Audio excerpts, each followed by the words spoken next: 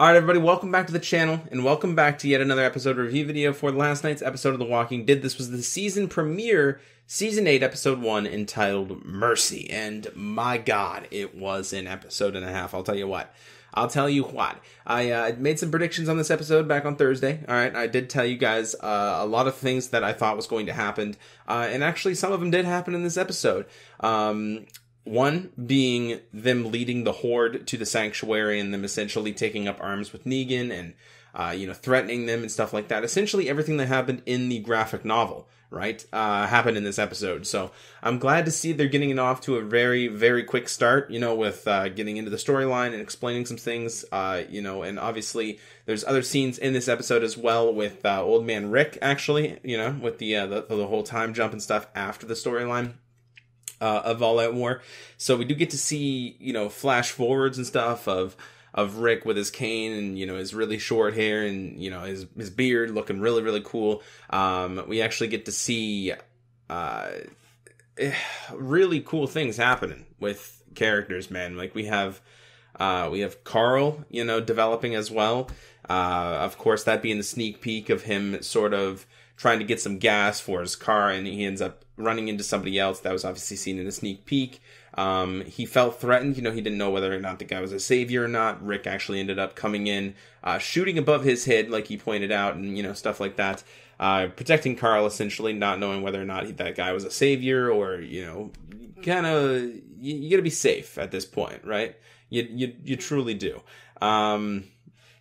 So yeah, we have all that stuff happening, and of course we have the assault on the saviors, right? On the sanctuary with Negan in there as well. We get to see a couple of Negan scenes there, mostly with him altercating with Rick. Their altercations and stuff like that. Definitely well worth it. All right, so like the entire beginning of the setup, like the whole setup in the first little bit of the episode, like the first part of the episode, we get to see a Rick speech right off the bat. And we get to come back to that every once in a while throughout the episode as well. So we kind of got to keep in perspective like a timeline, a certain timeline that's going on. There's flash forwards with the flash forwards to Old Man Rick. There's flashbacks to when he's doing the speech. And then I assume there's the present, which in, this case is them actually going to the sanctuary and taking up arms with Negan. And they actually have a whole lot of vehicles armed to the teeth. We have like shields rather on each side of the vehicle, and their whole plan is to essentially go to the front of the sanctuary, surround the sanctuary with all these vehicles, obviously for them, to have cover and stuff like that, and essentially try to show them mercy. That's essentially what the entire episode is about. Okay, so Rick basically goes there with his entire group of hilltoppers, if you will. We have obviously the Kingdom and the survivors, and they're all banding together, and they essentially divide up into two groups. One group is essentially leading the Horde and taking out some of Negan's men that are going on these little missions to try to hold them up or prevent some things from happening. So we have like Daryl, Carol, Morgan, and a few other people as well, like Tara, for example, leading the Horde to the sanctuary, right? Leading them to the sanctuary by blowing up some things and having Daryl drive around on his motorbike, being all badass, blowing up some stuff, leading the Horde essentially to the sanctuary. All the while, Rick is there at the sanctuary already with his people, and, well, it kicked off to a pretty cool start. They all were outside of the sanctuary. They were all, like, professional-like. They all aimed up in the air with their guns and all at once shot when Maggie called for it. And Negan, of course, comes out. He does what he usually does, tries to be funny, tries to lighten the mood, if you will. Very cocky, He comes out, well, shit, I'm sorry, I was in a meeting. And then shit starts to happen. So Rick essentially gives Negan an option here. He says, anybody in there, not necessarily Negan, but anybody on Negan's team, anybody in there wants to survive this, I'm giving you guys one shot, one opportunity right now to survive this. Past this, I can't guarantee your survival. I can't guarantee your safety. If you want to surrender now, no one's gonna die. And Negan basically retorts that with, well, what about me? And this is when Rick basically said, well, I've already told you twice what I'm going to do to you, and you know exactly what I'm going to do to you, obviously. Thinking back to when he said he's going to kill him, like, multiple times on different occasions, right? The very serious Rick, if you will. Like, I'm going to kill you, you know. Maybe not today, maybe not tomorrow, and stuff like that. So, we have that going down. Very interesting, to say the least. So yeah, not really too much happens. And then Negan actually makes a play, which is exactly what happened in the comic book. He makes a play by bringing out Gregory, which is the leader of the Hilltop, if you don't understand that. Obviously, the official leader of the Hilltop. Maggie is sort of taking over at this point. But anyways, the official leader of the Hilltop, Gregory, comes out and is basically explains to everybody there that's against them, you know, with Rick, the survivors, the kingdom, stuff like that, that the Hilltop stands with Negan and the Saviors, and for anybody in the Hilltop that does not lay down their weapon and go home, you will not have a home to go back to. Now, in the comic book, this is where some things differed, because in the comic book, we actually had some Hilltoppers ending up going home. Like, the only real people who went home, or who stayed from the Hilltop in the comic book, were Maggie and, of course, Jesus, right? And maybe a couple others. But everybody else actually tucked their tail between their legs and they went home. They want a home to go back to, right? And they understood that, right? And they also said that they would threaten their families back at the Hilltop and stuff like that and throw them out on their own, and they'd have to fend for themselves. And that's where the show and the comic book kind of differ. Nobody from the Hilltop left. Nobody went home. Nobody did anything. Nobody moved, and basically explained to Gregory that the Hilltop stands with Maggie. So Maggie now, I feel like, is essentially the leader of the Hilltop officially, because that's what's going down, alright? Spoiler alert, she does end up becoming the leader of the Hilltop, like, full on. But I feel like this was probably the beginning of it, which is pretty exciting to say the least. So, Maggie points out, yells up to Negan, you notice nobody's going home. Gregory ends up getting thrown down the flight of stairs because his plan essentially failed to turn everybody on the Hilltop against them. Right? His plan essentially failed, so they took it out on a Gregory, push him down some stairs, stuff like that. It'll come into play later. Yeah, so some other things happened. We have Rick basically saying, one more chance, do you guys want to surrender or not? And it gets really cool. It gets really cool really fast, because we know on the season premiere of Season 7, we have Negan, of course, at the end of it, threatening Rick to chop off Carl's arm. He wants Rick to chop off Carl's arm. Rick doesn't obviously want to do it. He's sitting there hesitating. And Negan says, you know, this has to happen now. Do you want me to count? Are you really going to make me count? And he obviously does the 1, 2, 3. And that's essentially it, right? So he did do the count thing. But in Season 8 premiere, Rick did it. So Rick basically explains to Negan through the armor plating and stuff like that. There's a whole little hole that they could see each other. And he essentially says, you know, everybody has to surrender or you're going to die. You know, chop, chop, get to it. And then he says, well, are you really going to make me count? And then he starts counting down from 10. And when he gets to 7, he just gets impatient as fuck and psychs Negan out and just starts shooting at everybody. And that's actually when they cut to commercial break. So yeah, that was definitely an exciting commercial break, to say the least. Fast forward through that some quick, I'll tell you what. But anyway, yeah, he started counting down from 10, 7, you know, he got there, got frustrated, and basically started shooting everybody, noticing that nobody actually was moving. Of course, Dwight was there. You know, actually, we open up the episode with Dwight and Daryl passing notes back and forth with their crossbows, which was pretty entertaining, to say the least. It was kind of like a high school thing, passing notes back and forth across the class. But this one, obviously, much more dangerous with crossbows. So they basically tied a note to the end of a bolt and shot it into a piece of wood, you know. And that's how they got messages back and forth, because obviously Dwight is actually on Rick's side here. And it's kind of nice to see Daryl and Dwight working together there. It truly is. I mean, it's kind of really the only way they could really get information to each other. You know, so essentially they tried to offer them mercy by surrendering, you know, that could guarantee their safety and stuff like that. Well, that's not happening. They shot up the place.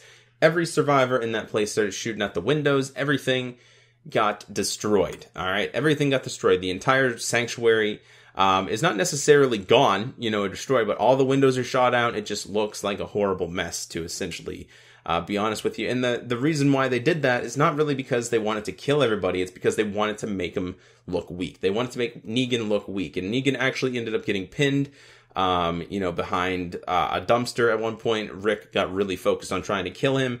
And Father Gabriel actually ended up coming to Rick's rescue, essentially. Basically explaining, you know, it's not about you.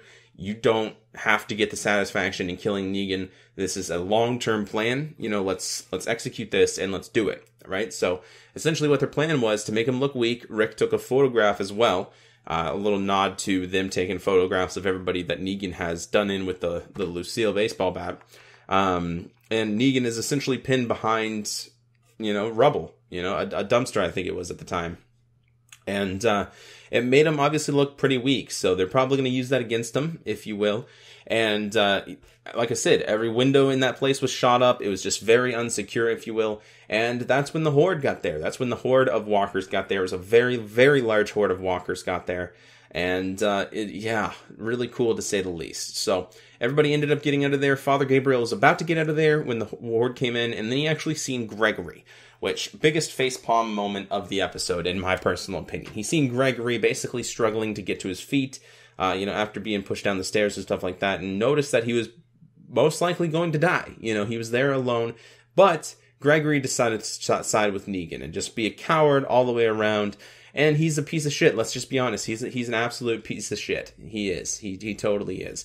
But Father Gabriel, unfortunately, has this thing about him that he doesn't let people die. He doesn't want to let people die. We've seen him in the past kill people essentially outside of his church by not letting them in, stuff like that. He doesn't really feel like he needs to do that anymore, right? He wants to help as many people as he can, no matter what.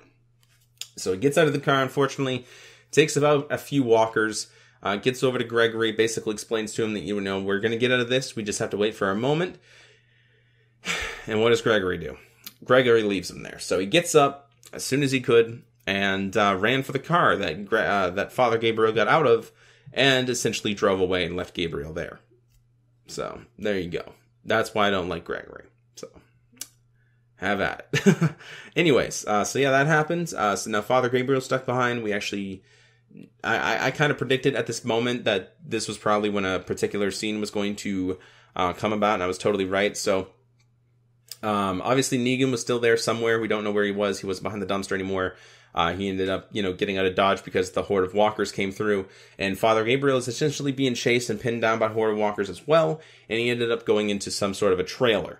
And once he got in there, it was very dark, and a scene happened that we seen in the trailer for Season 8 of The Walking Dead, the San Diego Comic-Con trailer, when Negan came out of the dark basically saying, "I hope you have your shitting pants on, because you are about to shit your pants." So, very iconic quote there. Pretty cool. Not necessarily iconic. I don't really think it came from the comic book. I could totally be wrong.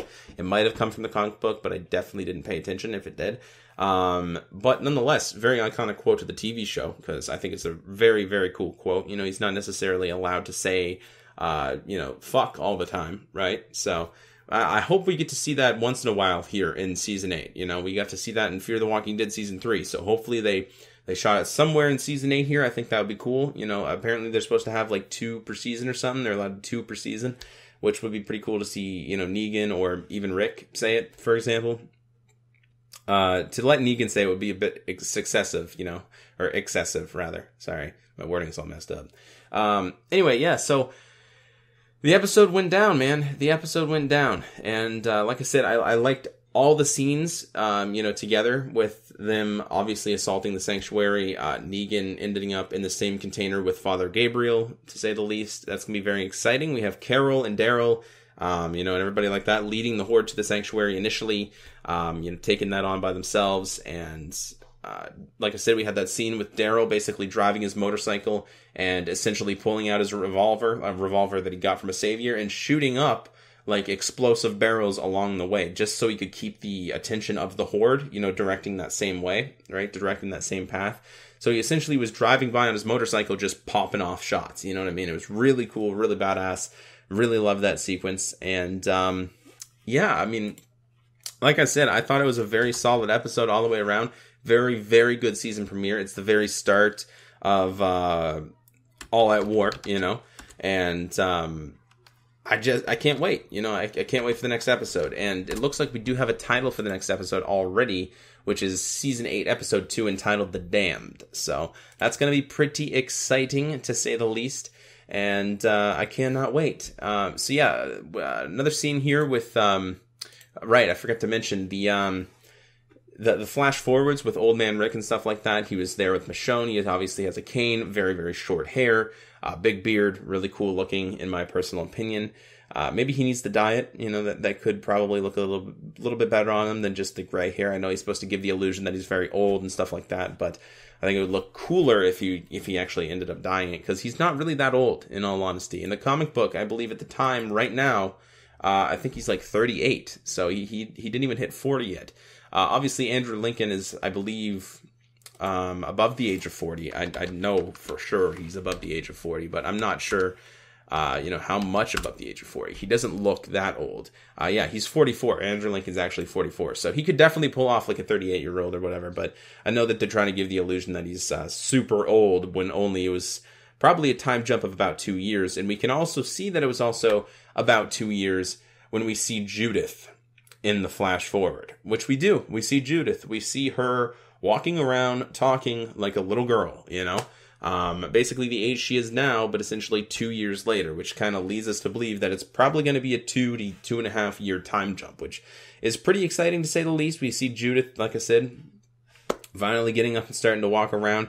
Obviously, at this point in the comic book, you know, Judith actually ended up dying at the prison with Lori in the comic book, so it's very different. Judith is alive in this version of the show, you know, and to see what happens with that, you know, to see what they do with Judith in terms of a brand new character, you know, technically a brand new character, because we only get to see her as a baby in the comic book.